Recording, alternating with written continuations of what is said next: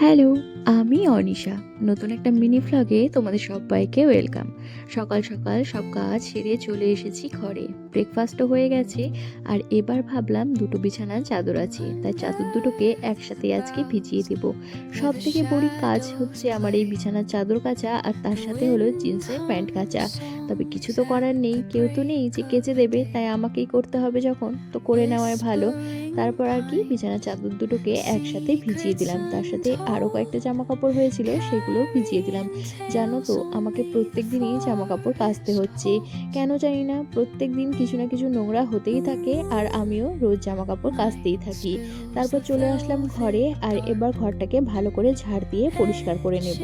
সেদিনই পাপোশটা shopping mall থেকে মাত্র 200 টাকায় কিনে এনেছি। খুব ভালো কোয়ালিটির, কিন্তু অফারে চলছিল সেই জন্য নিয়েছি। তারপর একটুখানি হেয়ার অয়েল মাসাজ করে নিচ্ছিলাম। কয়েকদিন হলো হেয়ার অয়েল একদমই দেওয়া হচ্ছে না, তো সেই জন্য আজকে একটু নারকেল তেল দিয়েছি। আর তারপর এক তুড়ি মেরে বাসনগুলোকে পরিষ্কার করে নিয়েছি। আরে না না, সত্যি যদি এটা হতো তাহলে আমার থেকে খুশি বোধহয় আর কেউ হতো না।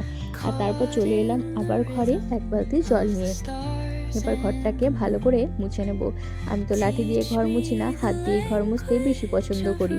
এতে করে নোংরাগুলো খুব ভালোভাবে পরিষ্কার হয়। আর যে সব থেকে বড় প্রবলেম সেটা হলো হেয়ার ফল। তো এত পরিমাণে হেয়ার পড়ে থাকে ঘরের মধ্যে, তো ন্যাকড়া দিয়ে মুছলে খুব ভালোভাবে হেয়ারটা চলে যায়। আর তারপর কুলারটাকে একটুখানি সাইড করে নিচ্ছিলাম। আমাদের এখানে তো এখন আর কুলার লাগছেই না। আচ্ছা, ওয়েস্ট বেঙ্গলে এখন কেমন গরম পড়ছে তোমরা একটু জানিও তো। আর তারপর এক তুড়ি দিয়ে চেষ্টা করলাম জামাগুলোকে আয়রন করার, তবে সেটা পারলাম না। যতটা পারলাম কাজটাকে এগিয়ে রাখার চেষ্টা করলাম। যদি পারি তো সন্ধ্যাবেলার দিকে জামাগুলোকে আয়রন করব। আর এরই মধ্যে কাকিমা আমাকে দিয়ে গেল এই খাবারগুলো। তো এগুলো এখন আর আমি খাবো না, রেখে দিই, পরে খাবো। তারপর চলে এসেছি এখানে জামা কাপড়গুলো ধুয়ে নিতে।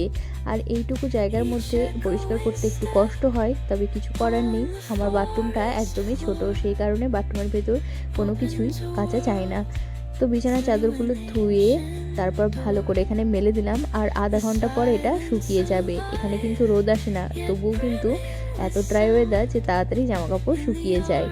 আর আমার যে তুলসী গাছটা আছে, আজকে ভেবেছি সেটাকে একটু ঠিকঠাক করে রাখবো, তোমাদেরকে পরে একদিন দেখাবো। তারপর খাবারটা খেয়ে নিলাম। আর তারপর বেলকনিতে গিয়ে দেখি যে উনি এসেছেন, আর ওনার আজকে মনে হয় বোরিং ফিল হচ্ছিল, তাই উনি ওখানে একা একাই বসে হাই তুলছিল। আমি তো সকালে আজকে ওনাকে দেখেছি, তো সেই ভয়ে গেটটা একটু লাগিয়ে দিলাম। তো চলো, আজকের মতো বাই, দেখা হবে অন্য কোনো ভিডিওতে।